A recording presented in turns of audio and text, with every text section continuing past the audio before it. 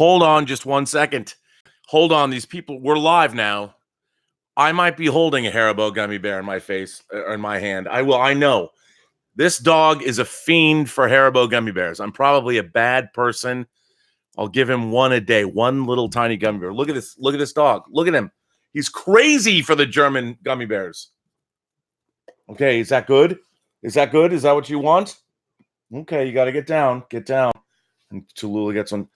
I have to tell you, ladies and gentlemen, first of all, once again, greetings. It is I, the Viceroy of Verisimilitude, your master of fun and wonder, and apparently the drug dealer to doodles everywhere, Mr. Robert Meyer Burnett, and welcome to this, the latest episode of Robservations, the show about something. This is Robservations episode number 234, and my God, okay,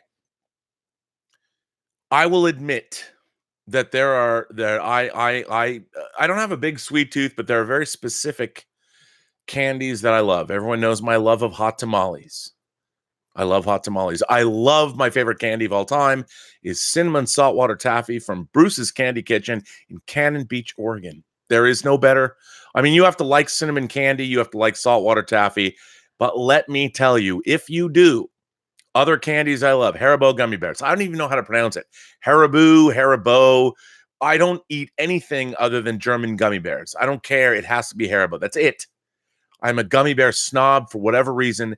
This dog, Gilbert the Gilberian from the planet Gilbar, one day stole a gummy bear. I sometimes put little like towers of gummy bears, like triangles of gummy bear tripods, like City of Golden Lead alien-like gummy bear piles, and I'll eat them. And Gilbert took one, and it was like crack cocaine for him. I don't know. He knows. He can smell.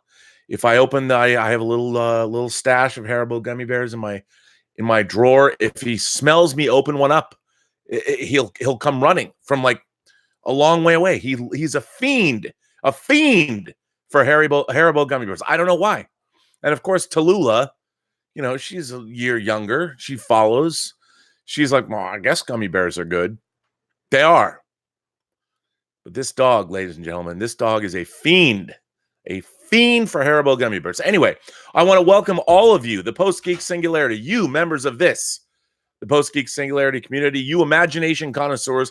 Welcome to this day's episode of Robservations. Enough of my dogs and the candies I like to eat and the candies they steal from me. So many of you who watch the movie Trivia Schmodown, which is something else I do, I feel like my entire life is sort of compartmentalized on geek lines. On one hand, yes, I was on Collider Heroes, and now I'm on the John Campea show, and because of that, I was on the movie Trivia Schmodown, which I've become a villain on. I play a character. Today, my grand master plan, the nuke, was revealed live. And you know what it should have been, because it's pretty genius. So I was down there, and we do shoot a few scenes in advance. I was early on playing a character as an actor, which is sort of weird. So I'm an actor. I'm a filmmaker. I'm a YouTuber. I'm doing all of these things. But you know what I've been accused of being? A shill. A shill. There's a lot of people that have been lobbing this term towards us, towards YouTubers or pundits or reviewers or anybody on YouTube, as being a shill for the studios. And as far as I've never even looked up in the Urban Dictionary what a shill is. But from what I understand, a shill is somebody that, oh, by the way, my favorite new term, access media. I love that idea. And I guess really what people are saying is that the access media are people that live in LA and New York, and they're doing the same things that other YouTubers are doing, but they happen to have access to screenings or events in LA and New York, because that's where those things happen. Like if I was a Florida YouTuber or a Midwestern YouTuber, I would never be considered a member of the access media, because I live in Florida, or I live in the Midwest. I live in some place where that isn't New York or LA, where they're having the biggest rollouts of this stuff. It's all very funny. I've always found the names that are hung on, whether they're reviewers or I've never understood it, because I guess it's because I guess from what I understand, the access media are people that have access to the people they're interviewing. And the idea that a shill is somebody who's being paid by, here's what I understand, that the definition of a shill, what a shill is.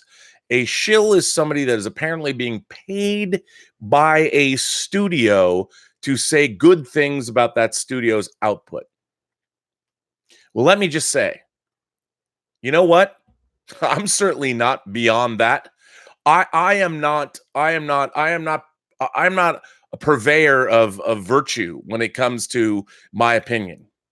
And if somebody wants to pay me to say great things about their movies, I will do it.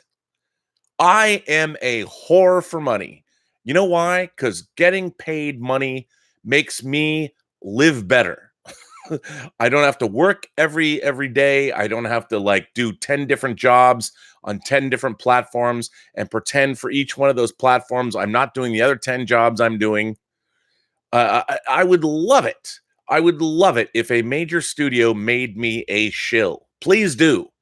If you want me to talk about how great Star Trek Discovery is, I have a price. Pay me, and I will suddenly turn tail and not. But you know what? No one's doing that. No one is paying. They don't have to.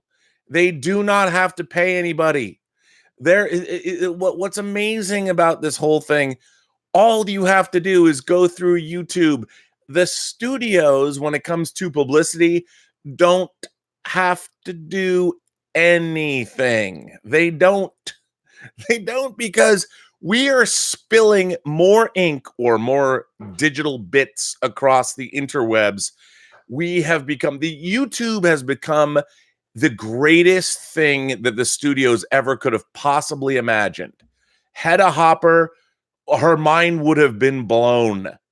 There is more data being spilled across the interwebs on a moment by moment basis than has ever been spilled before, whether they're good stories, or bad stories.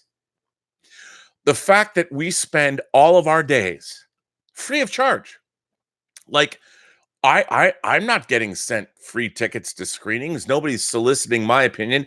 I wish they were. I wish people were paying me lots of money. People want to call me the access media. Admittedly, I will say this. If there is a screening that I want to go to, if there is a premiere I want to go to, I can go. I can go wherever I want. And this is not me bragging. This is me just saying, having lived in Los Angeles for 30 years, and, in the middle of the 90s, I was the critic at large for Sci-Fi Universe magazine, published by Larry Flint. I mean, I know enough people in Los Angeles that I can literally pick up the phone and go, hey, I would really like to go to this screening and really like to go to this premiere. Can you get me a ticket? And the answer will always be yes. It is. It just is. And this whole idea of access media. Now, today, before I came on the show, I was at the studio where right now you can watch the movie Trivia Schmodown. I don't know if you guys know what that is. If you do know what that is and you watch this show because the Schmodown brought you here, thank you. The Schmodown is a movie trivia league that is based on basically the tenets of the WWF. And it was created by Christian Harloff and Mark Ellis. And it's a lot of fun. I started out just as a lowly competitor. Now I've become a heel and a character. And let's face it, the mad genius who today my greatness was unleashed upon the world, at least within the realm of the movie Trivia Schmodown. Living in Los Angeles and being a geek means that I'm working on a an unannounced Netflix show that is debuting in November of 2020. I got a call. I have to work on that next week. Can't say what it is. No one, it hasn't been announced. It's in production. So I get to do that. You know, I'm producing Tango Shalom. I do this. I talk on YouTube. And everyone's like, well, you know, people go, well, you should be rich. No, you're not rich. It is a ongoing, horrifying grind every single day. I have less job security than if you were a security guard. I mean, it is an ongoing 7-day-a-week job, and I get accused of being a shill. And I'm like, you know what? If there was a position where I could be paid by Kevin Feige and Marvel to say, hey, I'm just going to talk. I will talk about how great your movies are. You have to pay me. I'd be like, that would be the best job in the world. Please do so. And people have mistaken my exuberant enthusiasm for everything that I do as being phony. I'm telling you. I mean, I would hope yesterday, Lynn Hobday sent me a Ghidorah t-shirt. You saw my delight. Joe Weiss. I mean, you can't look at this. Those stickers that I got yesterday in our unboxing video. Check this out. Look above me. I've been putting the stickers that I got yesterday on my action figure shelf because they're awesome. Look at that. I mean, there's a Babel fish, there's Diabolic, there's Encom from Tron Shadow, Akira. I mean, I would hope that the genuine enthusiasm that I have for all this stuff comes through. But the idea, I mean, every day somebody accuses me of being some kind of a shill, and I'm like, have you heard what I've said about these things? I mean, I will not. Maybe there are people that are getting paid. Maybe they're part of the access media that are being paid by certain people to do things. But what people don't understand is that there are fan channels on YouTube all across the world. Fans who are delivering op-eds across the world. And then there are people that are paid to cover the entertainment industry. And I guess those are the people that are the access media. But they're not being paid by the studios. They're being paid by other companies. Whether it was Complex that used to pay us on Collider, they don't anymore. Or they didn't, or they haven't. You're not even supposed to be an impartial reporter. When you're paid by a company to cover the entertainment industry, you're not a paid shill, but your job is to provide news and commentary. It's not to be an impartial observer. It's not like the entertainment industry is politics. You know, you're paid to cover the entertainment business. That's what you do. And the access media exists in LA and New York because that's where the entertainment industry is. And there are people that make their livelihoods doing that. And there's nothing wrong with that. You know, I think that's a thing. And this idea that entertainment here's the one thing that I'm going to say that might seem surprising from people, or people might think it's surprising coming from me. No one, and I'm going to say this honestly, I believe this, whether it's J.J. Abrams or whether it's Alex Kurtzman or whether it's Rian Johnson, whomever. Everybody that's working in the entertainment industry, making movies or television, everyone are trying to make the best movies and TV shows, and they're trying to write the best books and write the best comics. They are trying to make the best material they can. I'll flat out say it. I hate Star Trek Discovery. I mean, I truly hate it with every fiber of my existence. Do I think that the actors on the show aren't doing the best job they can? No, because they are. Do I think the writers aren't trying to do the best job they can? No, they're trying to do the best thing that they can. All of the people, the people that are shooting the show, the visual effects artists, everybody that is working on Star Trek Discovery is trying to make the best show that they can. They are. They absolutely are. And every single person, as a matter of fact, I've worked in Hollywood for 30 years this year, 30 years, 3 decades. I have never worked with somebody or met somebody that works in the industry that isn't trying to do the best job they can. I worked on a movie. The first movie I got an editorial credit on, I worked back in 1993, and it was at Full Moon Entertainment. My good friend Dan Schweiger hired me to work on this movie called Arcade. It was directed by Albert Pune. It was a film. It was basically a low-budget Tron ripoff where teenagers are getting sucked into a video game called Arcade, and they're fighting the evil AI that lives in the video game. Well, Full Moon was making movies for $1 million, and they were making a movie a month, and they had an output deal with Paramount Home Video, which means that every movie they made was coming out. And Charles Band would take $100,000 off the top, basically, for the idea, and then we'd make the movie for $900,000. And back in the early 90s, the home video era was very robust, and Full Moon, whether you love Doll Man versus Demonic Toys or Subspecies or whatever, for me, it was a fantastic place to work.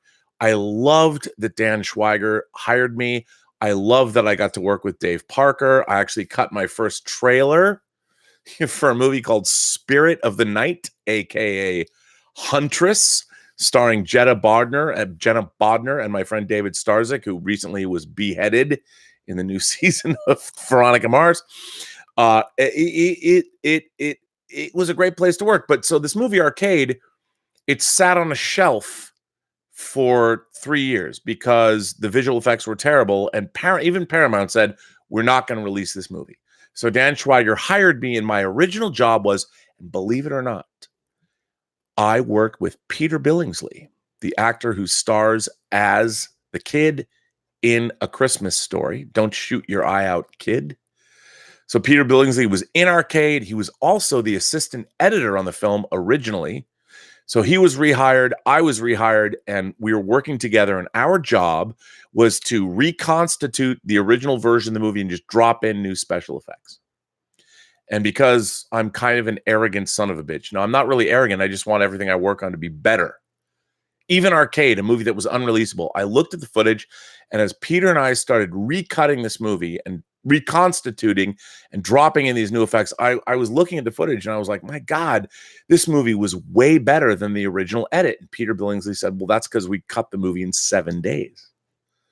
And I said, okay, well, let's recut it. And Peter was like, well, we can't just, that wasn't our mandate. So I called Dan Schweiger. I was like, Dan, dude, there is a much better movie here. Can we recut it? Can I recut it? And Dan's like, hey, man, I mean, what do you know about recutting movies? I go, well, I got an A in editing at USC. I took one editing course at USC. I got an A. And yeah, I've never cut a feature film before, but perhaps we could make it better. So after Charlie Band said, okay, Charles Band was like, all right, you guys, you get a shot. Now, I'm not going to say I'm going to go with your cut of the movie, but, do 10 minutes, turn it in, and we'll see. We recut the 10 minutes. I mean, completely recut the movie. And we were working on a tape-to-tape system, a 3/4 inch system. I don't want to get into why it was such a nightmare, but let's just say it's videotape. We were editing on videotape. We couldn't go back. If we want to make a change, 10 cuts or 20 cuts or 30 cuts back, we had to rebuild the whole thing. It was a nightmare. It was a nightmare that took 6 months, but we turned in that 10 minutes. They loved it. They're like, go ahead, guys. Because we took something that was deemed unwatchable and we put our lives into it. For 6 months, Peter Billingsley and I sat in a room together, and we oversaw the post-production of the entire film. Dan Schweiger was overseeing the new visual effects, which I remember being, I think it was DHD Post-Image, which was in like Montreal, doing new effects. And what was really cool was I pointed out, I'm like, okay, it's a video game. We could take like one shot of an energy ball going through a corridor, and we could like, it's video, so we can like turn it. So we can have one shot going, and turn it into like three, simply because it was video. I know it seems rudimentary, but the point is, Peter Billingsley and I didn't sit there and go, oh, we're just working on this little. No, this movie, Arcade, became our crusade. And we spent 6 months of our lives, probably like 18 hours a day in the edit bay, 7 days a week, trying to make this movie better. And in 1993, Arcade was nominated by the VSDA, the Video Software Dealers Association of America, as the best independent direct-to-video release of the year. And it was beat out by another full moon movie called Dragon World, which was a kid's film. Now, that has been, in a nutshell, I tell you that story because in a nutshell, that has been my experience with Hollywood. Now, people go, if you know so much, why aren't you rich and famous? And I'm like, because the jobs that I have received, I've never had true breakthrough commercial success, or nor have I made something that I have been solely responsible for that became a breakout success. What I can say, and I'd like to think that all the collaborators that I've worked with, even if I'm known as a pain in the ass or whatever, the problem is, one, I'm always scraping for income. You know, you're always looking for, but I've always tried to make everything I've ever worked on as good as it can be, no matter what it is. I didn't sit there and go, Arcade's $1 million movie for full moon, so who cares? No, I care. I care. Every project can be made better. Let's make it better. Tango Shalom, when it comes out, people are going to be like, It's not Avengers Endgame, but it's the movie that I'm working on now. And I've put my entire heart and soul and life into making Tango Shalom. It is what it is. It's not going to be, no one's going to look at it and go, that was the greatest movie ever. No, it's not the greatest movie ever. But I can dare say it is the best version of this movie that ever will be or ever could be. I will stand behind that. I will say that. And everything I've ever worked on, I've tried to make it better. And so I say that this idea of being a shill, that everyone makes these, and I've made personal attacks on people. I have. I've flat out said, I'm like, because there are people that don't feel that way. There are people that want to get paid. I still to this day don't understand why J.J. Abrams directs a $200 million Star Trek movie and then goes on television and says, I never liked Star Trek. I don't get that. I'll never understand that. And it will always rub me the wrong way because I'm always like, dude, I didn't hear him say, I'm going to make the best Star Trek movie ever. No, he'd just be like, I was more of a Star Wars guy. I'm like, okay, so you've taken a franchise that I've loved my entire life. That's basically my religion. And you're saying that you've been given more money than anybody has ever been given before to make a Star Trek movie, but it wasn't good? You didn't love it? You didn't want to make it the best movie you were going to make? You didn't? I was never a Star Trek guy. And I just look at that. I'm like, so I understand, as part of someone I could say, I guess I'm the access media. When I get on and rail against something that's not good, it bothers me when I see people that take their jobs for granted or they just want to make. And I can't expect everybody. I mean, I am a fundamentalist when it comes to filmmaking. I have a fundamentalist's fervor and belief when it comes to making stuff. And it doesn't matter what I'm working on. I'm just trying to make it better. It can always be better. It can always be better. Like everything you work on, it might be the last thing you work on. So whether people watch it or not, just try and make it great. And when I get accused of being a shill, that my enthusiasm for all this is like I'm being paid by some like and by the way, I'm the first person I'm like, "Hey man, if you want to pay me to talk about your stuff and if somebody came to me and said, "Rob, you know what? We'll pay you however much money to talk about the third season of Discovery being the best Star Trek you've ever seen." I'm like, if it was the right price, hell yeah, I will say that. But I would tell you that. I'm like, I am being paid to tell you that this Star Trek show is the greatest Star Trek show I've ever seen. Look, Lucky Tiger sponsors this podcast.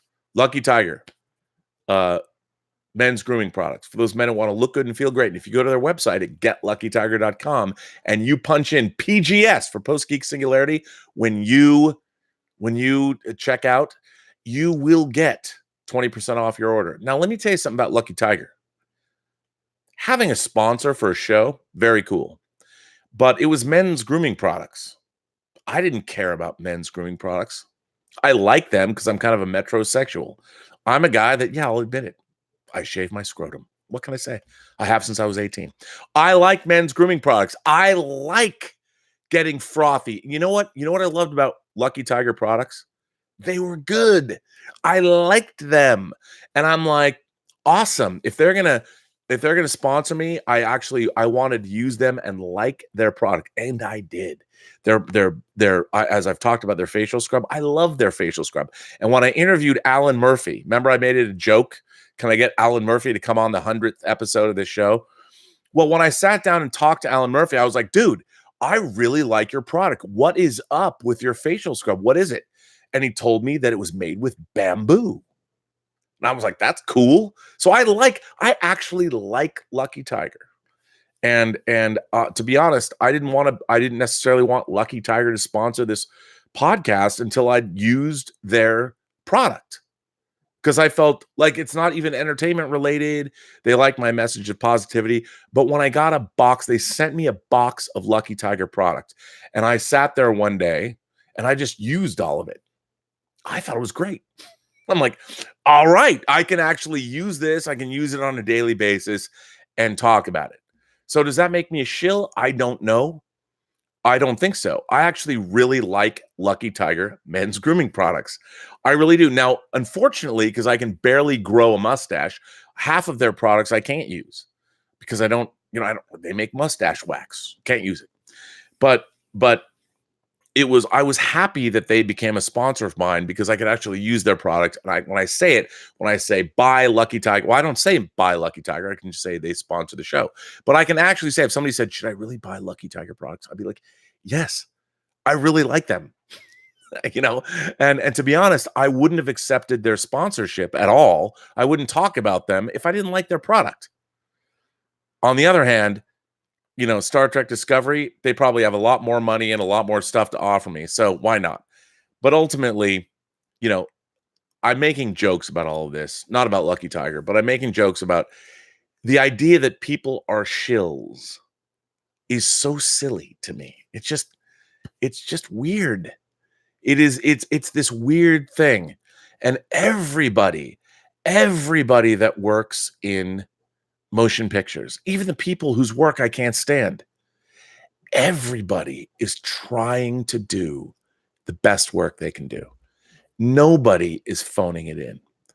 And if you hate The Last Jedi, or you hate Star Trek Discovery, as I do, or J.J. Abrams' Star Trek movies, even Justin Lin, my beloved Justin Lin, who directed Tokyo Drift, and you all know how I love the Fast and the Furious franchise.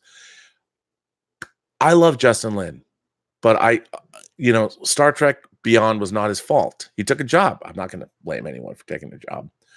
But the whole conception of the J.J. Abrams Star Trek films was I thought its DNA was wrong. It was a radiated DNA that was doomed to fail. Now, there's a lot of people that like that. They like the new Star Trek movies. I can't. But, so I've never been a shill, even though I've been accused of being a shill. And I've often joked, I've said, you know what? pay me. No one is going to pay me to be a shill because there's no marketing budget to pay for shills. They don't need to, because whether you're speaking ill or well of something, you're still talking about it on the internet, and that is advertising. That's advertising. They love it. You think that even if someone's talking shit about something on the internet, that the studios care? They're like, oh my God, we have people talking about our product for free. We live in a different world. Shilling, there's no such thing as shills. There really isn't. And there doesn't need to be. The studios don't need to pay anybody. And I just think it's odd. So when people call me a shill, I'm like, come on, man. No. But but you know what? This could also be, remember, and I will say, perhaps this is my rap to put you off the idea of shills. Maybe shills are real. I'm using reverse psychology. You never know. But I would like to say that when you see me on this show, you members of the Post-Geek Singularity, you know that I am not faking it. There's nothing about this show that is faked. I'm not making up my enthusiasm. I am not telling you something that I don't believe. It's all genuine. It's all real. I mean, when I talk about the fact that I was really excited about getting stickers from a guy that I didn't know, who said, yes, he said very kind things to me. But you know what? His stickers, I love them. You can see it in my face. You know, when Lynn sends me CDs and a Ghidorah shirt, there is no lying there. I like you, Tony. There is no lying in you. That's, with me, you get what's here. I don't have an agenda. I'm here to be the viceroy of verisimilitude, and to be the purveyor of fun and wonder, and to be the existential Mr. Rogers. That's what you get. If you don't believe it, I don't know what to say. Anyway, I just want to talk about shilling for a while. That's what I want to see. And, Joseph draws a picture of me. I was very touched by that. I mean, first of all, Joseph's work, I was really surprised. Joseph's been stirring it up in the live chats. I looked at his work. I was genuinely moved by it. Not because he just drew a picture of me, but like, I'm going to get his triptych of Jon Snow and Daenerys and Jaime Lannister like framed. No one spent. That's a lot of work. So it was like I don't know what people are. Somebody from across the pond is going to send me work that they spent time. Beautiful, by the way, beautiful pencil work. I mean, you can't pay for that. That it's amazing. It's an amazing honor. It really is. Anyway, I've been popping off about this subject. It's just weird. It's weird. The only reason I say this, maybe I take it a little personally, because when I get accused of being a shill or whatever, I'm like, really? I mean, come on. It's like when I get 25 downvotes before I'm even done with my stream, I'm like, have I said, really? Okay. Anyway, I just want you all to know, what you see is what you get, people. Anyway, there's Emily Jared is here. Thanks for the show. I've been really enjoying it. Here's a tip. Wow, Emily. Or it is Emily. I think it's Emily. Emily, thank you very much. I don't know if I've seen you here before, but welcome, Emily. I hope you being part of the Post-Geek Singularity community is good. Brandon Valenzuela, somebody who is here, I see and recognize a lot. I see you cut yourself shaving this morning. I have to shave my head. Did I cut my? Really? Did I? You know what that is? That what you're saying? You know who did that? Gilbert did that to me. I didn't cut myself shaving because I didn't shave this morning, believe it or not. I have to shave my head and my face before I go out today. Not looking forward to it. Well, Brandon, yes, I actually got punched by Gilbert. He was on the picnic table in the backyard when Mayor Bodden and I were having a discussion about business after the show yesterday. He didn't mean to. He didn't know. Magic K says pre-order Wonder Woman Bloodlines. It comes out digital next Saturday. That includes the short film Death from Sandman, written by J.M. DeMatteis. I love J.M. He's amazing. Great guy. I love him to death. I hope to work with him soon. He did Moon Shadow. He did Justice League International. Amazing, great stuff. Willow Yang is here. So you don't eat lobsters with Bob Iger? Okay. For those of you who there's been an ongoing, we call it a runner in the entertainment industry, a running joke. I don't know how much of a joke it is. I have said that I eat Bob. I don't eat Bob Iger.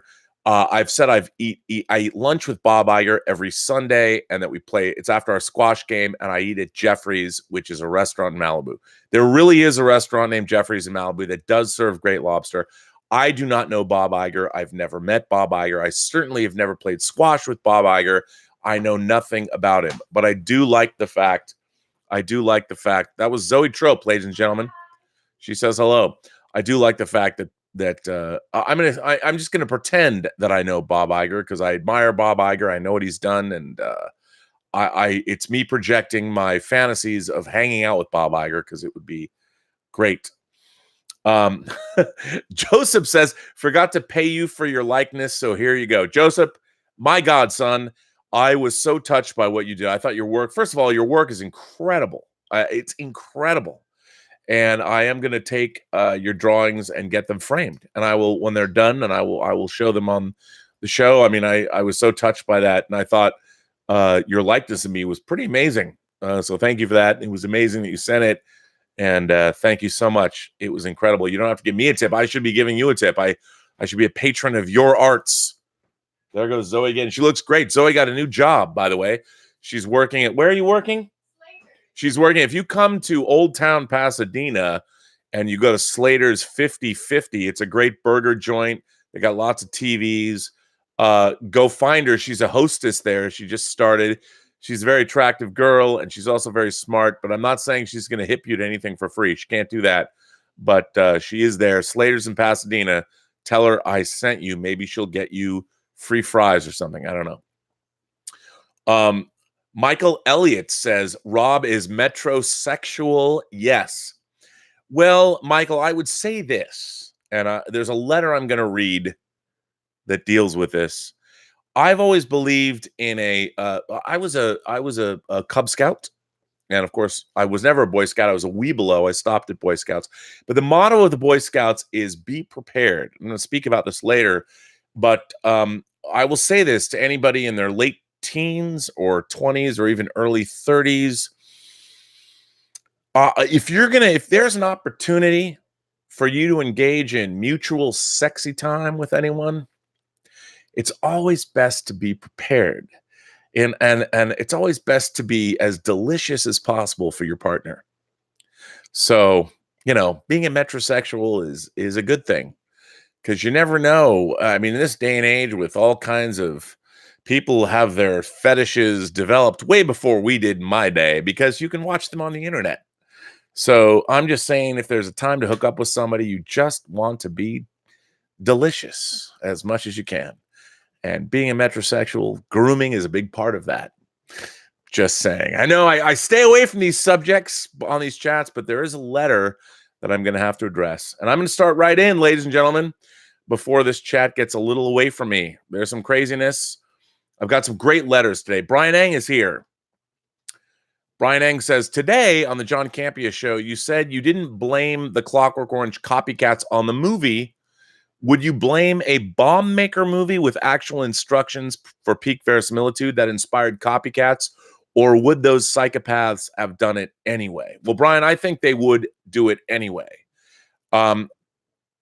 Unfortunately, one of the byproducts of this amazing thing we have called the interwebs, the internet, the World Wide Web, as it were, is that all of this information is available. You go into the dark web, there's horrible shit I don't want to know about. And that's just part of the course. I mean, I think movies, look, stories, not just movies, but stories, television, novels, comics. Stories are inspirational, and they're inspirational in all different ways, some of them dark and wrong. And you cannot blame the stories for other people's actions. You just can't.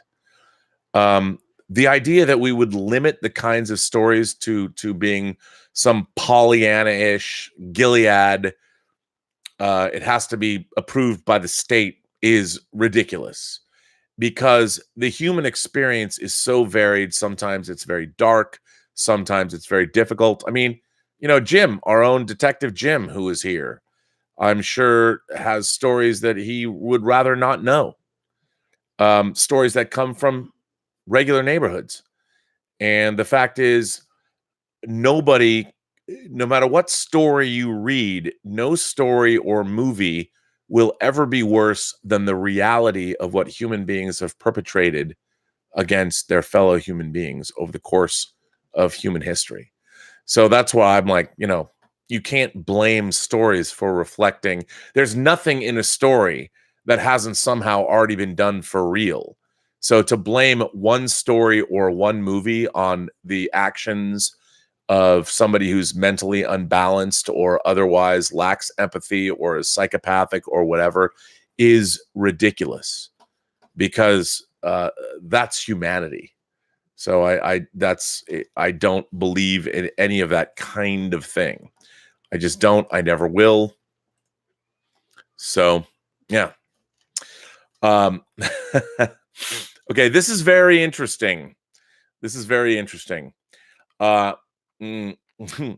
Greetings, RMB, sanctimoniously notorious, master of fun and wonder, viceroy of verisimilitude, and cunning linguist. It is I, again, your friend from across the stars, Nats from Epsilon Eridani. Don't worry, you don't have to sing my full name a la the Lion King like last time. Just call me Nats. But don't ever call me Nancy. Well, that's my mom's name. I write to you with a complaint. Oh, it's not about you.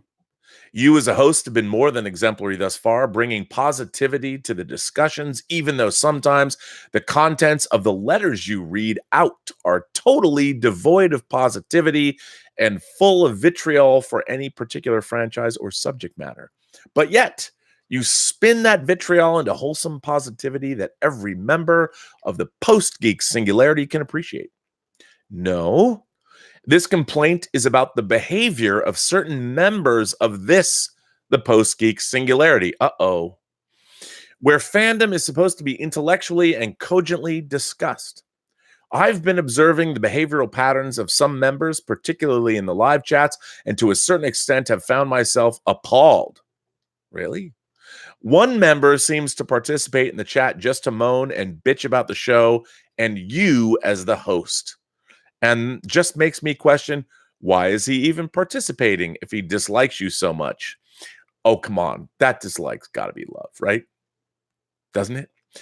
Another member gave you a thumbs down just because you feed your Gilberian and Tulularian treats during the show. What? Gilbert and Tallulah are a part of this show. They're part of the soul of this show. But I understand. Somebody actually wrote me a letter wondering if they're worried that I allowed Gilbert to kiss me on the lips because I might get some flesh-eating bacteria, and sent me a link to a letter about a guy who had a genetic reaction to, it was pretty scary, by the way. But honestly, when Gilbert and Tallulah kiss me on the lips, it kind of turns me on. I don't know what that says about me. I love them. I love them dogs.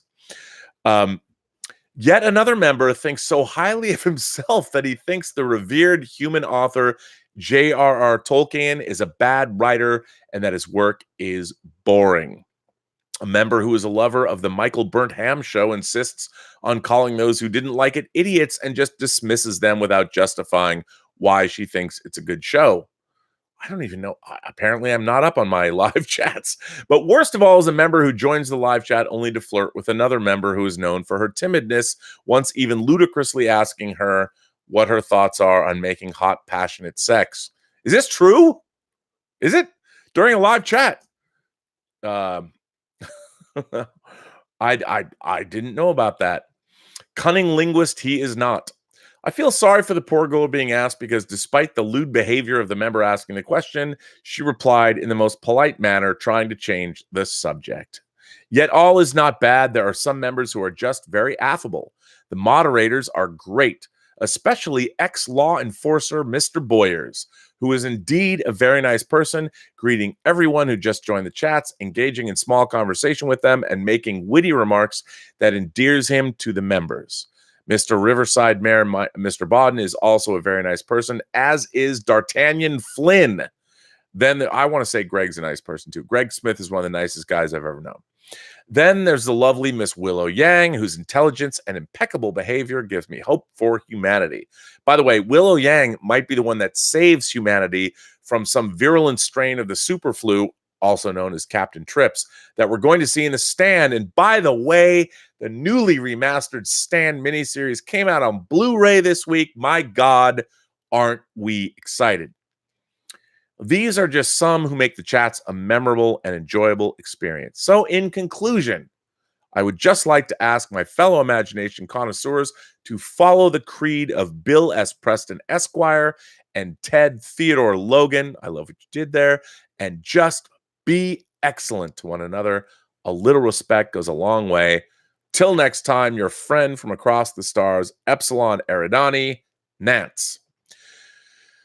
Well, Nance, I can't necessarily speak to everything you've said. I mean, I appreciate that. I would hope that everybody in the chat is good to one another.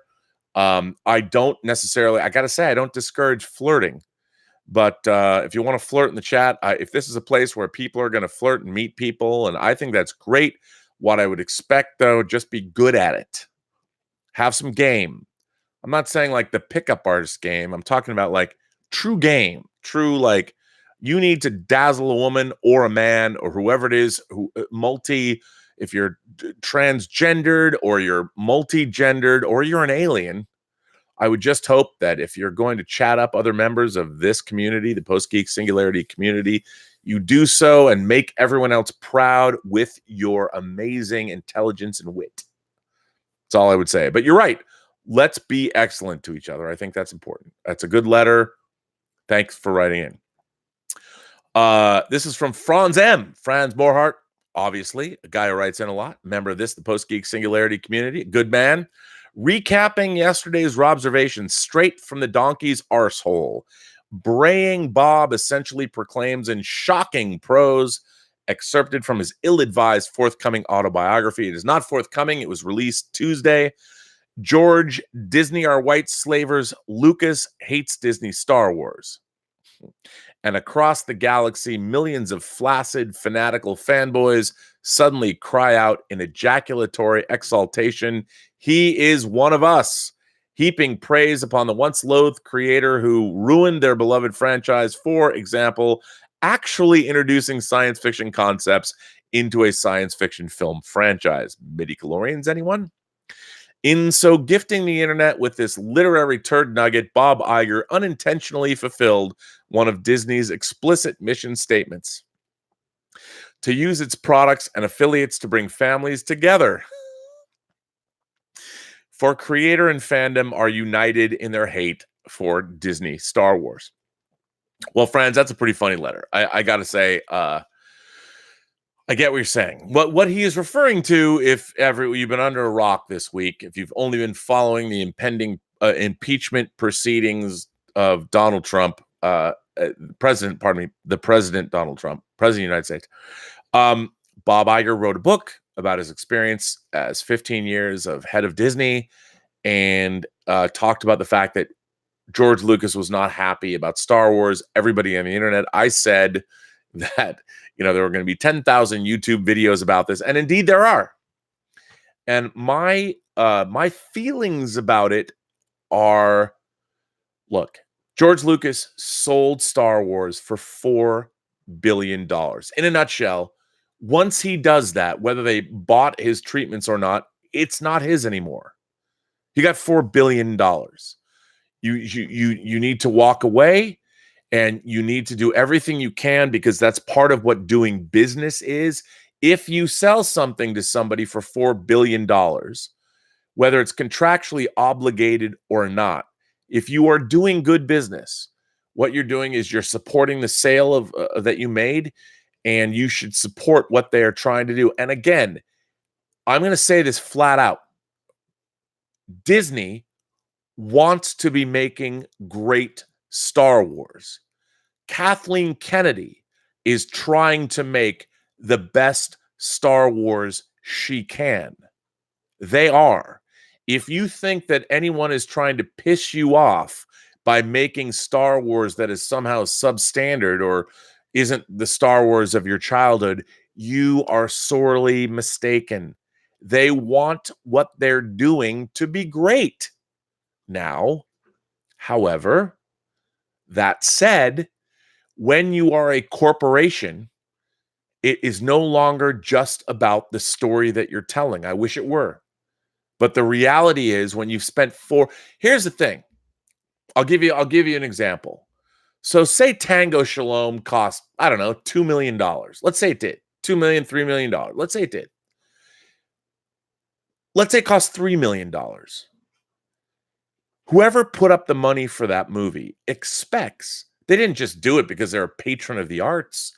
They wanted, look, anybody who invests in movies is not doing it necessarily only for a return on their investment. If you want to do that, you invest in real estate. In real estate, you build a building, you put money into a building, you know exactly based on the location how much square footage costs. And you can assume that if you're building a 6-story, a mixed-use office tower where the first floor is retail and the other 5 floors are residential, you know how much you're going to make. You know that within the construction time and within 3 years, if you're an investor, you want to see a 30% return on your investment after 3 years. That's pretty much what people want. That certainly as an independent filmmaker, if I'm making a movie and somebody's going to loan me $1 million, I want to make sure that they're going to see their money back and a 30% return on the money they've loaned me. So if someone loans me $1 million, I'm going to give them back $1,300,000 in 3 years. That's the goal. As a matter of fact, if I don't think that I can do that, I'm not going to take their money. Because the goal is, especially with independent filmmaking, is you want your investors to be happy so you can go to them again and make another movie. That's what you want to do. You never want to screw over your investors. You want to leave them happy so you can go. I should take it. I almost spilled my water. So you can go back to them again. And that's true of any time you're now, again, making movies, you can't guarantee. Movie making is the only, well, it's not the only, it's an endeavor. I shouldn't say only, because anybody who's tried to start a high-tech startup knows this. You cannot guarantee anyone a return on making a movie. So what you need is to find an investor that is interested, that does have that sort of fly by the seat of their pants, patron of the arts, or they're making so much money elsewhere that they want to at least show up at a screening they can show their friends, and hopefully the movie turns out to be good. But yeah, anyway. So when Disney spends $4 billion, what they're hoping for is if you're gonna guarantee your stockholders a return, you spend $4 billion. Think about that. Each billion, you want to make 300 million on it. So for $4 billion, that's 1.2 billion in return. So it's not just, you don't just want to make 4 billion, you want to make 5.2, what is it? 5.2? Yeah. 5.2 billion back. And that's your baseline. That's your baseline. You're hoping to make a lot more money. So Disney wants to make good Star Wars that makes the most amount of money possible. That's what they're trying to do. And yet they're a company that is forced by the amount of money they spent to make monies based on spreadsheets. They don't have a choice. They can't sit there and go, yes, we're going to hire the greatest visionary director. No, they're going to hire a visionary director that, oh, wait, he took over he did Mission Impossible. He did Star Trek. He's done Lost. He wrote Regarding Henry when he was a young man. I mean, there's all kinds of things that people have to do, and a studio, when they spent this much money, they have to hedge their bets. And what people don't understand, I don't get it. Kathleen Kennedy, in wanting to hire people like Colin Trevorrow after he made Safety Not Guaranteed, and then he was inexplicably hired. Look, I wish, I made one movie that was made for less than $1 million, but Safety not guaranteed. $1 million movie. Spielberg liked it. So here, have Jurassic World. Then he makes another movie after that that doesn't go well, and suddenly he's no longer directing episode 9. I mean, it's a crazy world we live in. Kathleen Kennedy has made some gutsy hires. She's had to go back on them. Lord Miller, gutsy hire. Gutsy hire. She was thinking out of the box, trying to go out and get filmmakers that were new and up and coming. No one gives her credit for that. People are like, well, that didn't work out. Blah. But you know what she was trying to do? She was trying to bring new filmmakers in and reinvigorate the franchise by finding visionary people that were new. It didn't work out. So what does she do? She goes back and hires Ron Howard to come in, somebody she knows can deliver the goods, work with Lucasfilm on Willow, made movies like Apollo 13, won an Oscar for what? A Beautiful Mind. She goes back, and she has to go back because that $4 billion investment needs to be protected. Everyone else is like, Star Wars, childhood. Man, you know, watching your VHS tape of Star Wars is a much different thing than having to fucking pay back the $4 billion to your shareholders. And nobody gets that.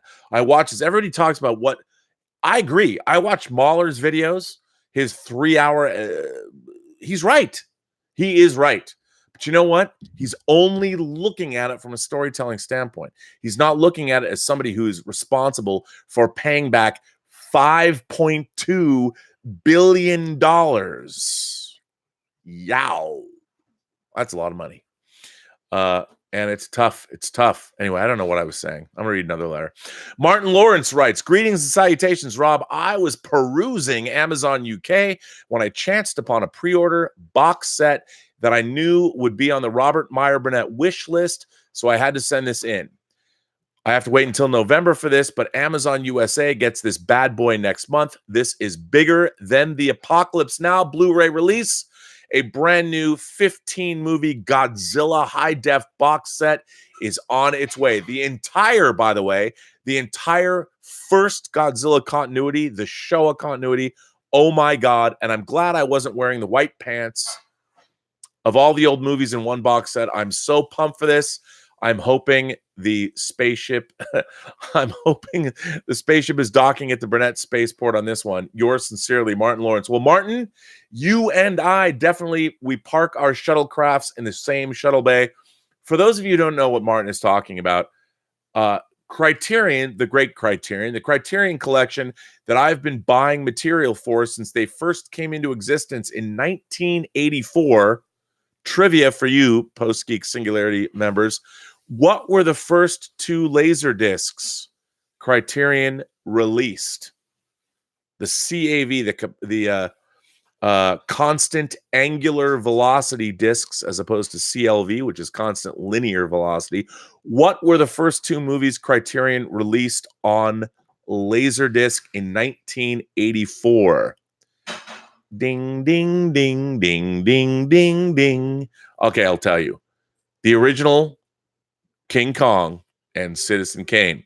That's true. But what Criterion is releasing next month are 15 Godzilla movies remastered on Blu-ray. Now, yes, there have been other versions of the Showa era Godzilla films on Blu-ray, but never in one beautiful box set. The box set is gorgeous, like Criterion does. If you like the Zatoichi movie, the Blind Swordsman films, which they also released all of except one, because it hadn't come out yet when they'd done the box set, I don't believe. But you can get it. Bill Hunt can tell you all about it. Bill Hunt of the Digital Bits. They are putting out a 15-film Godzilla box set. I am deliriously excited for it. Criterion, by the way, is killing it. They're putting out All About Eve. They're putting out Wim Wenders' 5-hour Until the End of the World. They're putting out Godzilla. I mean, they're putting out Betty Blue.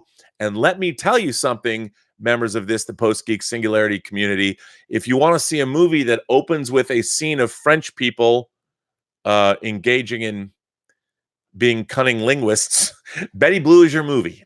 If you haven't seen Jean-Jacques Benet's third film, Betty Blue, that follows on Diva, and by the way, follows Diva. If you guys haven't seen Diva, I love Diva. I don't know why Diva is not on Blu-ray. Maybe if it is somewhere, please send me the link if it's on Amazon France. I want Diva on Blu-ray so bad. And of course, his second film was Moon in the Gutter. But to me, his masterpiece is Betty Blue. Oh my God. I actually have Betty Blue on Blu-ray already. I've got the director's cut, but I don't have the new Criterion version. Shwing. Betty Blue is basically about this very tumultuous, very sexually charged relationship where the girl goes insane. It's incredible. It's very French. I love it. And I want to thank you for Martin. Martin, I want to thank you writing in, talking about it, because, man, I can't get enough of Godzilla. I'm just saying, because I can't, because it's, what's not to love about that. So let's see, before I go, let's see who else is here. I'm sure if people have been firing in chats, I'm ranting, of course, because I had to perform today.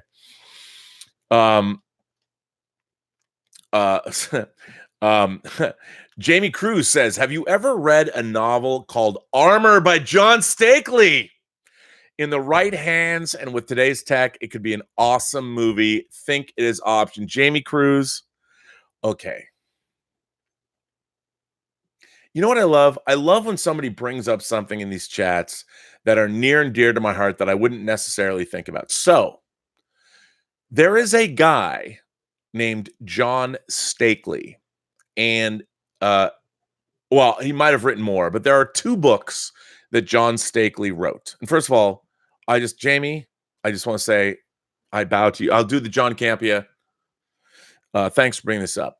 So John Stakely wrote the novel Vampires that John Carpenter made his movie based on. And the novel Vampires, and what was great about Vampires was the S in the Vampires was a $sign on the cover of that novel. Before he wrote Vampires, he wrote a book called Armor. Armor is a science fiction novel about humanity and conflict. It's very Starship Troopers-esque. And as Jamie points out, it is awesome. It is an awesome science fiction novel, as is. If you like John Carpenter's Vampires, it's fine. It's later Carpenter, and John Carpenter is one of my favorite directors. But, his career, he was beaten down by Hollywood, and I think the latter half of his career in Vampires is, of course, part of that. I wanted to make Vampires. To be honest, I'll be arrogant and tell you, Vampires was a book that when I first read it, I want to say I read it in the late 80s. I want to say it was a splatterpunk novel. I loved it.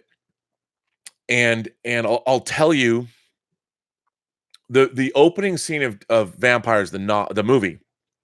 First of all, to answer your question, I've read Armor.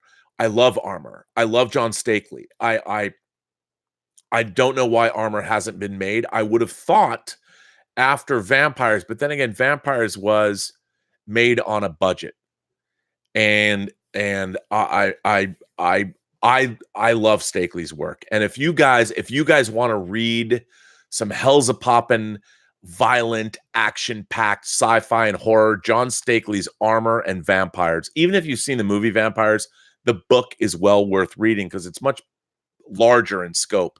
It's a great, great book. And I have to say, I love John Carpenter, but Vampires was incredibly disappointing to me because I wanted to make that movie. And I had dreamt about I still dream about making that movie. I dream about the opening scene, which was much bigger in my mind than it was in the book. Than it was in the film. Read the book. Jamie, I want to thank you for asking about Armor and John Stakely, because Armor and Vampires, one science fiction, one is horror. What great books. Awesome. Jmeister 25 says, Into Darkness is stupid, but Beyond is great because for the first time in a long time, it felt like Star Trek. Bones and Spock conversations are perfect. You know what? I don't disagree with you there. I think, though, that there's so much stupid in Star Trek Beyond. Motorcycles, using the Beastie Boys to destroy alien probes. I mean, all of it. Idris Elba's character. I can't go with you. Again, this idea of these villains and then having the Yorktown station, I don't believe in it. I mean, I understand it's better, but it's a movie where again, James Kirk fails at a diplomatic mission and then talks about how bored he is. Seriously, can't go with you. But I don't think Beyond is great. Brandon Valenzuela says, I eat my burgers plain, just the meat and the bun. Is that weird? No, Brandon, because let me tell you, do you know what my favorite here that's going to disgust some people? And people will be like, oh, that's why you need to lose 50 pounds. I prefer when I go to In-N-Out Burger. No, get your minds out of the gutter. In-N-Out Burger is a chain. No time for the old In-N-Out love. It's not Clockwork Orange. In-N-Out Burger is a burger chain that is awesome. And what I like to get at In-N-Out Burger is a what's called a 4x4. 4 patties, but I have cheese on it, but nothing else. No condiments. 4 patties, I get it mustard fried. No pickle. And so I feel you. I don't mind. I like the taste of the meat. I don't mind if you don't fill it up with a bunch of other, vegetable matter, or I'm with you. Magic K says, Abominable is a movie that has right representation for China from American Hollywood. Being a native, I very recommend the movie. Almost everything is done right in the film, and the art is great. Magic K, I've heard about that. Abominable is, of course, an American-Chinese co-production, and it's all set in China, from what I understand. And I think it's great. I'm glad to hear you say that. It's good to hear. Everyone said it's good. John Campia said it was good. Jason Manwiller says, hey, Rob, how's it going, you master of fun and wonder you? So I heard the conversation that John, Chris, and yourself had about Warner Brothers releasing a statement in regards to Joker and the potential for gun violence on the part of incels. I need to admit something, Rob. I agree 100% with the points that all three of you made. This surprises me because Campia and I often have polar opposite opinions on just about everything. However, the way he expressed himself and how he handled the situation was spot on. I do not blame video games or movies for the actions of an individual. I blame the individual. I get real tired very fast of our society not wanting to accept responsibility or accountability for their actions. The people who engage in these behaviors have mental issues that need assistance for them to be stable. No source of media, Joker included, should be the scapegoat for these actions. They are the actions of mental disorders and sometimes actions stirred by hatred or malicious intent. I also found your response to Campia about living in a comic code authority type world spot on as well. If you restrict art to be G-rated type of material, then art will cease to exist. Restricting creative ability and media will only hinder the growth of not only the media, but for the art form itself. It also needs the message that we fear the things we don't approve of, and we must shelter and coddle our society. Art needs to be free to explore what makes us uncomfortable. I personally am looking forward to seeing Joker, and I will not fear what this movie portrays or what may come from it. To fear this movie is not to understand the character of Joker. Sorry, this wasn't a fun topic like I normally write about, but I wanted to say something on the matter. As always, your friendly neighborhood Spider-Man, Jason Manweiler. Well, Jason, thank you for that letter. Here's what I don't get. Human life is X-rated. It begins with sexy time. It begins with nakedness. It begins with sexual arousal, both from the male and female perspective. People get it on. And then we create life. Human beings begin their lives as X-rated scenes. And the rest of life is, varying degrees of R, PG, G. And let's face it, we all spend our lives waiting, hoping, fantasizing about getting back to those X-rated scenes that start the process all over again. Human beings are not nice people. We can be, but for the most part, all of human history is just a litany of horrors we have revisited and visited upon each other over and over again. So I don't think art should ever be held responsible. Art is a reflection of reality. And the idea that we can't discuss certain subject matters. I mean, if you delve into everything that went on in World War II, what the Japanese did, the Chinese, what the Nazis did to most of Europe, I mean, once you start delving into these things, it's like, my God, what people do to each other on a daily basis, and you're going to blame a movie for that? Like suddenly it's the movie or video game that's the thing that sent somebody over the edge. All you have to read is history. If you want to read the most horrible stuff in the world, just read history. Read things that were done during the Inquisition in the name of God. I've never understood why people want to blame art. Like, oh my God, a movie about the Joker, a character who is, since his inception, is a homicidal maniac. Watching how society forged that character is somehow now going to be blamed by it's beyond comprehension to me. So I completely agree with you. I'm 100% on the Jason team on this. We park our shuttlecrafts in the same shuttle bay. It is ridiculous. So I don't understand why people said it. Ladies and gentlemen, I didn't tease this, but I have a letter from Miss Willow Yang. That's right, Willow Yang. And she's written a letter. Willow Yang has written a letter. You know, it's funny. She's jumping back seasons. Willow Yang's last letter was about the final episode of season 2 of TNG Shades of Grey, one of admittedly the worst episodes of Star Trek. But today, Willow Yang has jumped back into the first season and written a letter about, yes, you're all waiting. I bet you're just sitting there going, I know what she wrote about. Yes, she's written about the episode, The Arsenal of Freedom. It's true, ladies and gentlemen.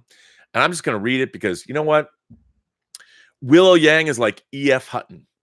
Everyone's like, who's E.F. Hutton? If you didn't grow up, you don't know who E.F. Hutton is, you're never going to know. But E.F. Hutton was somebody everybody listened to. It was a commercial. It was a commercial for a whole, well, you'll see. Just go Google E.F. Hutton commercial. You'll get one. YouTube's got it. Greetings, existential Mr. Rogers. I'm writing my thoughts on the Next Generation's episode, The Arsenal of Freedom.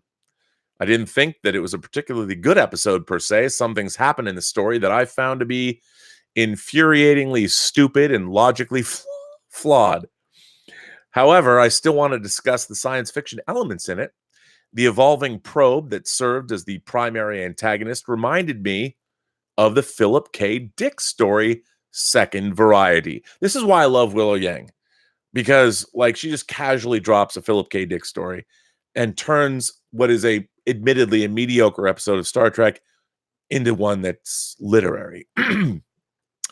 My primary issue with the Arsenal of Freedom is its resolution.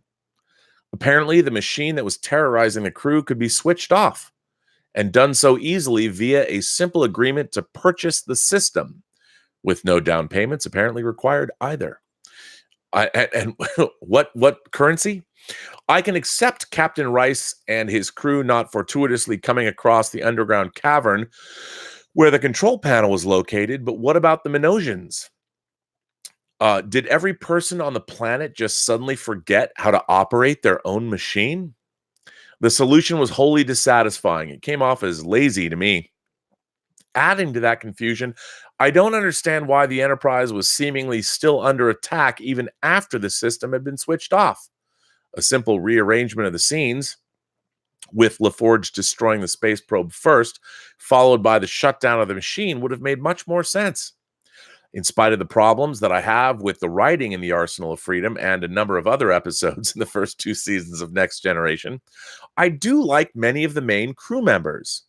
They were what made the often lackluster stories enjoyable. One particularly memorable scene for me was when Riker encounters the hologram of Rice and quickly deduces that the latter must be an imposter by telling him that his spaceship was named the Lollipop. The joke is admittedly a little juvenile, but it still made me chuckle. I like that Riker is able to be an intelligent, stalwart officer while retaining a great sense of humor and wit. I also enjoyed the brief back and forth between Data and the rest of the crew when they came across the cavern that Picard and Beverly had fallen into, culminating with Data's impressive 11.75 meter leap into the pit. The Arsenal of Freedom does also attempt to present some moral questions with its depiction of a planet that is economically dependent on the manufacture and sale of destructive weapons. I quite enjoyed the holographic salesman, played by Vincent Schiavelli. Not only was his character entertaining to watch, but I liked the juxtaposition between his cheery demeanor, and his sinister advertisement to prospective buyers of achieving peace through superior firepower. Even though the Minosians didn't appear to be directly fighting in any conflicts themselves, they're they're still taking in and profiting off of warfare. The episode does invoke questions about our own country's military complex and just how economically dependent we are on strife, whether it's at home or abroad. Unfortunately, the story chose to spend more time focusing on the will they or won't they between Beverly Crusher and Picard, and ended up being quite superficial and didactic with its social commentary. The machine itself, which launches a probe that gets successfully better with every new iteration, ultimately leading to the destruction of the Minotian civilization, feels reminiscent of Philip K. Dick's Second Variety. In the latter, human-like robots that were initially created by the United Nations to fight the Soviets continuously evolve and improve themselves, eventually leading to the destruction of all humans. What was particularly compelling about the story for me was the suspense and foreboding. I didn't know which of the characters were robots and which were humans, what the ominous-sounding Second Variety was going to look like. If memory serves, Second Variety was turned into the movie Screamers that stars Peter Weller, I think. While the Arsenal of Freedom failed to achieve the same level of tension, it was still quite engaging for me to see the crew waiting for the next iteration of the probe, not knowing how powerful it would be and how they were going to combat it. I only wish that the episode hadn't petered out with such an anticlimactic and, quite frankly, idiotic resolution. Unlike Star Trek, Second Variety presented quite a pessimistic outlook on humanity. Not only do we all get wiped out, but it is revealed at the conclusion that the robots had developed weapons against each other. It seemed implied that war is a defining characteristic of humans, that once the robots were able to become independent and more human-like, they'll immediately start turning on one another. I don't necessarily agree with that notion, however. Conflict appears to be the natural inclination of all life forms. All organisms are probably competing against one another for resources. And sure, thanks to our heightened intelligence, we humans have become exceptionally good at killing and seem to be often fighting over abstract incentives like ideologies rather than food or mates. However, I do also believe that our intelligence has enabled us to also question what we are doing, to come up with concepts like morality, to find nonviolent methods of resolving disputes, and be able to empathize and find common ground with those that are different from us.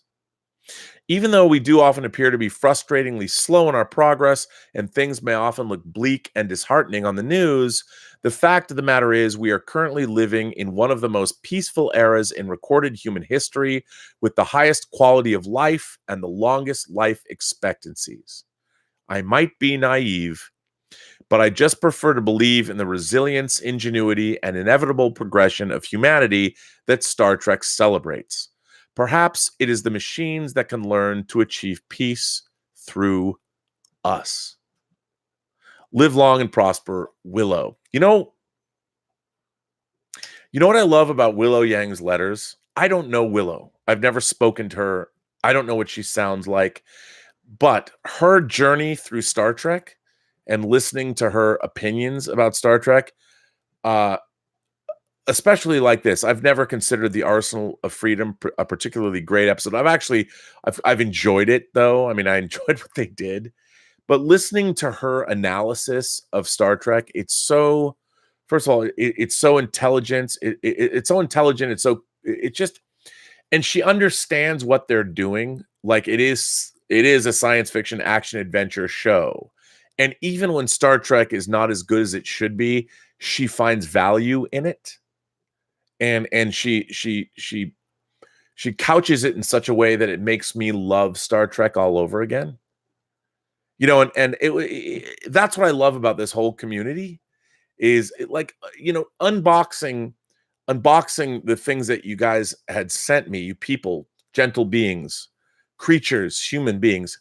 The stuff that was unboxed, it wasn't that somebody sent me presents. That wasn't the thing that was so cool. It was what you people were doing. Predominantly, people were sending me. Ian Samuels sent me a book he wrote.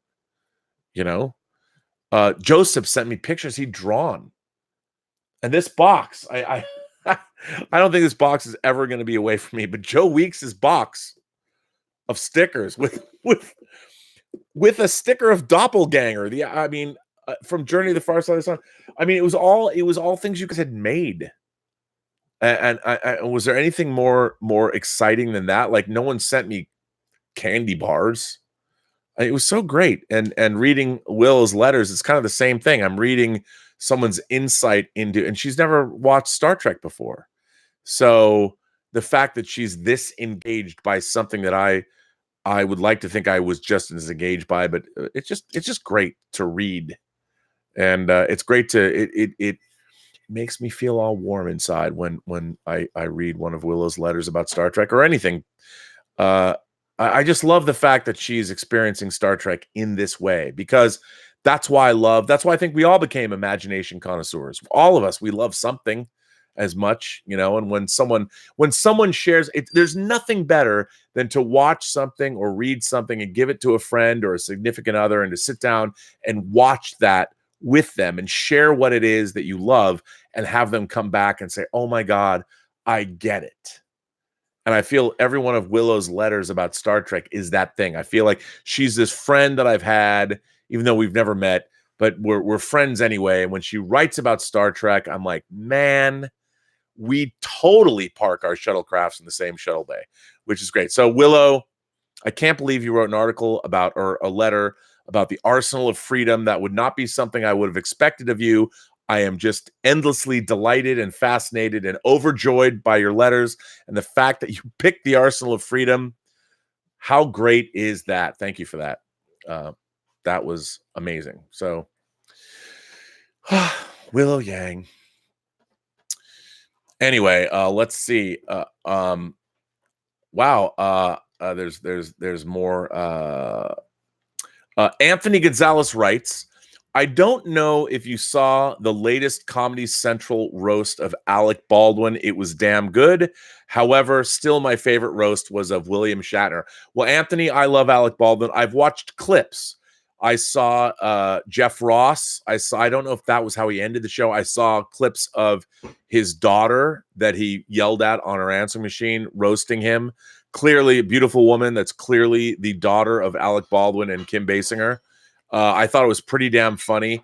But yeah, I think my favorite roast of all was William Shatner. I mean, one of the things about, here's the funny thing. I mean, I guess because all of Alec Baldwin's film work, whether it was Hunt for Red October, whether it was Malice, you ask me if I have a God complex. Let me tell you something. I am God.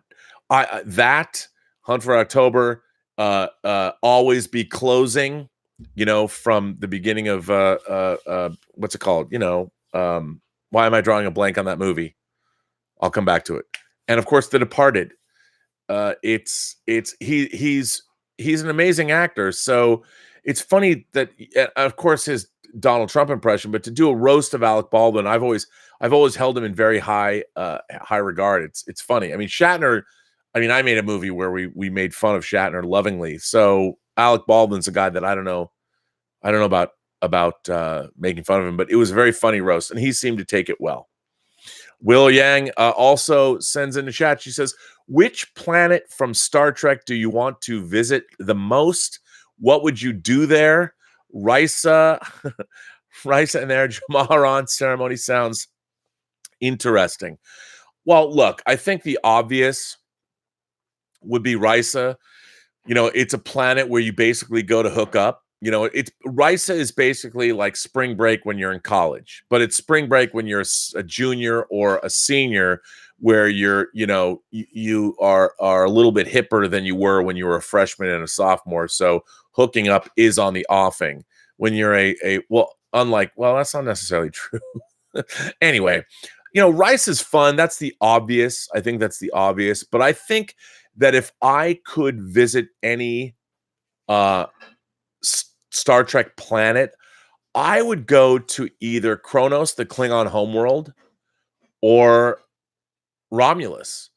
only because they're sprawling cities. They have sprawling cities. They're old cultures. They're technologically advanced. But I would really be interested in seeing what makes those societies tick. The problem with Risa is you're on perpetual vacation, and there's scantily clad women all over the place and time traveling aliens. Let's be honest. But I'd want to go someplace where I would want to be immersed in the art and the culture. And, let's face it, it would be, I think, more of a challenge. I wouldn't mind hooking up with some Klingon babe. She'd probably beat the shit out of you. And if you ever had Jamaharon with them, but it would be interesting. I mean, how would that work out? Or Romulans, the girls on Romulus would be more aloof than chicks in like France. You go to Nice, they know you're an American. You can't get a woman to look at you. So if you could go to Romulus and score, that would mean you are quite the cunning linguist, I'll tell you. So I'd probably want to go to Romulus or Kronos, the Klingon homeworld. But I would be there to study culture. I'm just joking because you bring up Risa, and Risa's, a party planet. And you know what? To be honest, I wouldn't mind going to Vulcan either, even though I'd be looked down upon and frowned upon by most of the indigenous population. It would still be interesting to go to an ancient culture and to I'd love to delve into Vulcan art and architecture and technology, and it would be interesting. I mean, probably not, it's not an offbeat choice. There's a lot of planets, especially in Next Generation, that we see. I wouldn't mind going, well, I can't tell you what happens to the Founders' homeworld, but I wouldn't mind going to let's just say where the Founders are at. It'd be interesting to hang out with them too. At least I would think so. I mean, you never know. Yeah. So, hey, let's see. I know I've got more letters. I have tons of letters. This letter comes again from Ian Samuels. Ian writes a lot of letters. He also wrote that book you sent me. So once again, this one comes from Ian Samuels, Forgotten Heroes of Cinema Part 3. I don't think I read his Conrad Veidt letter, but he talked about Mr. Pierce, our makeup artist. Star Wars. George Lucas is heralded as a hero, a great filmmaker, etc. But is any of this true?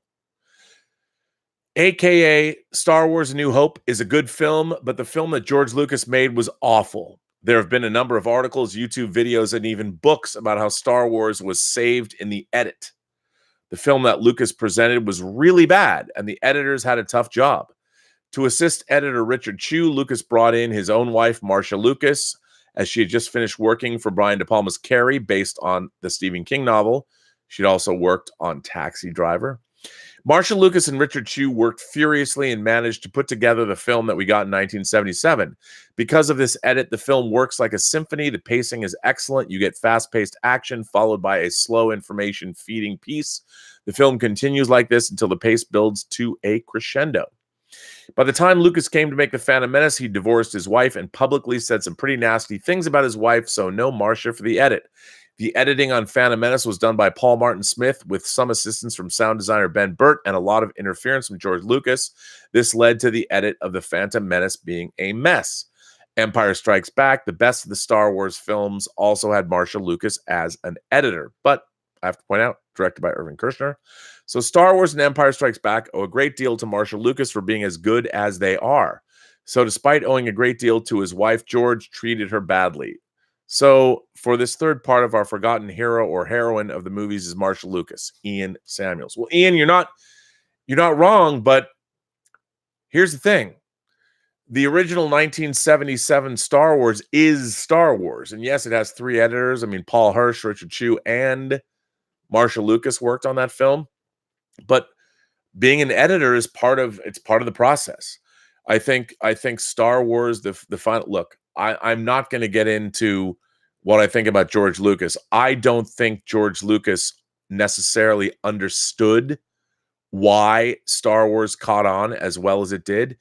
I think that if you look at Star Wars and Empire Strikes Back, his collaborators are, as you put it, They are indeed why those movies were so successful, because I don't believe that George Lucas really had 100% of a handle on what it was he was making. And I think why Empire and Star Wars succeeded so well is because you had a lot of collaborators, Gary Kurtz also being one of them, about why those movies ended up being the way they were. They are true examples of collaboration. And I've often said on the show that Return of the Jedi was the most disappointing film I've ever seen. I maintain that it was. That doesn't mean that I haven't seen, I don't love scenes in that movie, because I do. But I think that Star Wars and Empire, especially Empire, are two of the finest fantasy films ever made. They're certainly two of the greatest examples of cinefantastique ever created. And it's because of everybody that contributed.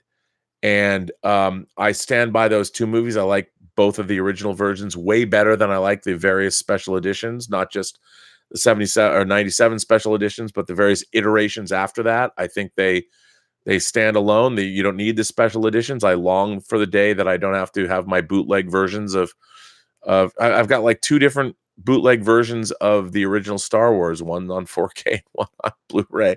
I mean, I'd like to see them really do a remastered version of the original version of Star Wars with all the different sound tracks. But I think, look, movie making is a collaborative process. Anybody who knows anything about it, I mean, as a film editor myself, you sit with a movie. As a film editor, I've suggested scenes be reshot. On Tango Shalom, for instance, I've explained on one of these shows not too long ago about a scene I suggested we needed to go shoot, and we did. I didn't shoot it. I didn't direct it. I would never claim that I was at all involved in the direction of Tango Shalom, because I'm not. I suggested a scene to Gabe, and he went out and directed it on the other side of the country. But that's what movie making is. It's collaborative art. So I think George Lucas made American Graffiti. He made THX 1138, which is based on his college short film. I think based on THX and American Graffiti and Star Wars, you can say that George Lucas is a tremendously gifted director. I think his problem is his perception of what Star Wars is and what Star Wars actually is are two different things. So that's a whole, I mean, I could spend an entire it would be, we could be talking about this forever. But anyway, good letter. I appreciate what you wrote. Thanks for that. But yeah, let's see if anybody has anything else to say. No, we're good. So I'm going to read Jeffrey Mao, Jeffrey Mao, longtime letter writer. He's a very prolific letter writer, one of the most prolific letter writers. But I like this. This should make Terry from the Sheriff of Nottingham very happy. Howdy, Rob, Viscount of Verisimilitude and master of all that is fun and wondrous in the world. I know it's been a bit since I've written to you, but I wanted to provide my take on Amazon's series, The Boys. Fair warning, obviously, there will be spoilers. You know what? If there's spoilers here, I'm gonna read it anyway, because The Boys has been out for a while, a couple months, and I loved it. It's fantastic. Elizabeth loved it too. First off, I was more entertained and interested in The Boys than I was in Carnival Row, Amazon's other offering from about a month later. I don't want to turn this into a comparison between the two series, but I did find The Boys to be the better show for me. It doesn't mean Carnival Row is bad by any means. I would certainly recommend both shows to people of the geek persuasion. They both have a lot to offer, but since I've already given you my take on Carnival Row, let's move on with The Boys. The Boys works on so many different levels, providing an irreverent yet incisive takedown of big business, crass commercialization, superficial celebrity worship culture, and all of that entails. The most obvious aspect of the show is that of a deconstruction, or just plain destruction, let's put it that way, of the superhero in America. However, let me posit yet another theme that The Boys focuses on, which is a very familiar one in genre fiction. That is, what is worse, the creator of a monster or the monster itself? We have seen this throughout the history of fiction, with the most famous example being Frankenstein. In Frankenstein, like in The Boys, the creator wants to play God. In Frankenstein's case, he wants to defeat God and bring the dead back to life. In The Boys, the Vought Company wants to create superheroes but make it look like God did it. This is only further exemplified in the completely unsubtle way that Vought promotes the Supes through their Samaritan's Embrace organization to the extent where Homelander is an ordained minister. He'll baptize you personally for the low, low fee of $12,000. The presentation of Vought as the ultimate fraudulent, corrupt corporation is not new and is probably the least creative aspect of the show. This is not to say that it is a bad part of the show, as it was necessary to present Vought in the way it was. I suppose the only creativity was in presenting how depraved and greedy they could be, and that there was nothing too low that they would stoop to. However, I'm certain that most, if not all, viewers of the show will focus on the presentation of the heroes in the form of the Seven and their leader, Homelander. On the face of it, Homelander is everything that Superman is not. He's clearly meant to be the bad Superman. He has the same powers as Superman, but none of Superman's character. Homelander is a murderer, a liar, vain, spiteful, completely hypocritical, thoroughly selfish, and self-serving. Yet, through a masterful combination of writing, directing, and the casting and performance of Anthony Starr, we find Homelander to be at times sympathetic. He has no real life. Everything was manufactured for him. At least for the other Supes, they had normal lives before being recruited by Vought, so they had some semblance of childhood, family, and some kind of upbringing. Homelander, though, is the exception and is clearly meant to be Vaught's crowning achievement. He was raised in a lab by scientists like a specimen in a test tube. With no real parents, it's no wonder he is latched like an infant onto Madeline Stillwell. Like a petulant older sibling, he expresses disgust for her baby because the baby represents a threat to him. He expresses no emotion at all for Becca Butcher, but when told by Dr. Vogelbaum that she was pregnant, but the baby died, he asks if it was a boy. He has a brief moment of humanity despite how abhorrent the circumstances were. I think what is so compelling about a villain like Homelander, like any villain who is an abominable creation of perhaps a worse villain, is how he had no grand plan, no driving motivation like Thanos. He simply wanted to keep doing what he and the Seven were doing. However, perversely, the idea of family, something he thought he could never have, appears to be what is truly driving him. I think what Madeline whispers to him during the final scene is that Becca actually survived, had the baby, and is now living with her son. Vogelbaum lied to him. That confirmation, along with her saying that he scared her, confirmed to him that he no longer needed her, that he was free of her needing to be in his life as a familial symbol. Even if it's never said or hinted at, I believe he kills Vogelbaum. Oh, no, I think it absolutely was hinted at that he did. Why not? The man has nothing left to offer Homelander. In this way, he completes his arc. He kills the man who's the only father figure to him, and then he kills the only mother figure to him. Like Frankenstein's monster, the creation kills the creator. Well, that's just one of my takes on the boys, but likely one that is often not talked about or thought of. I look forward to hearing your thoughts and those of other imagination connoisseurs. Jeff M. Jeff, fantastic letter. Like you, look, I had read the boys comic and I liked it. I have actually two of the absolute versions because it's not DC of the comic. I really liked it. But the comic to me it really leaned into its crass nature. It really leaned into its R-rated, the violence and the sex, and it was pretty horrific. I thought that the boys television show was like A Clockwork Orange. The movie's actually better than the book. I thought that the boys TV series is one of the greatest superhero shows ever. I mean, it might not be showing us truth, justice, and the American way. Or is it showing us truth, justice, and the American way? It's just not what we wanted. I thought The Boys was phenomenal. Anthony Starr is so good as Homelander. It's an incredible, incredible show. And it's interesting because to me, it certainly isn't pretentious. It's wildly entertaining. And it deals with some very, very difficult subjects, but also very heady ones. It's really, really, really good. So I'm a big fan. I think what you said is spot on. Great letter, and I want to thank you for writing it. Yeah, it's great. And if you guys haven't seen The Boys, it's truly incredible, and it does a heck of a lot. It's a really, really incredible show. Well, ladies and gentlemen, that brings me to the end of this Robservations number 234, where Robservations, show about something. I am your host, Robert Meyer Burnett. Of course, this show is brought to you by Lucky Tiger Men's Grooming Products for those men who want to look good and feel great. And if you go to their website at getluckytiger.com and you punch in PGS for Post-Geek Singularity, you get 20% off of your order. I want to thank my moderators. Well, of course, the Mayor Bodden of course, Riverdale, Iowa, is here in town visiting his children, doing some business. I was able to see him, so he's not here. But let's thank Detective Jim. Let's thank the Sheriff of Nottingham, Terry, and let's thank Greg Smith, who's building a 1-to-1 scale snowspeeder in his house for the upcoming Emerald City Comic-Con. So thank you very, very much for being here. And I am going to sign off. And as always, I will say to you guys that, as you well know, every person you meet has a story to tell that you have yet to hear, and all you have to do is listen.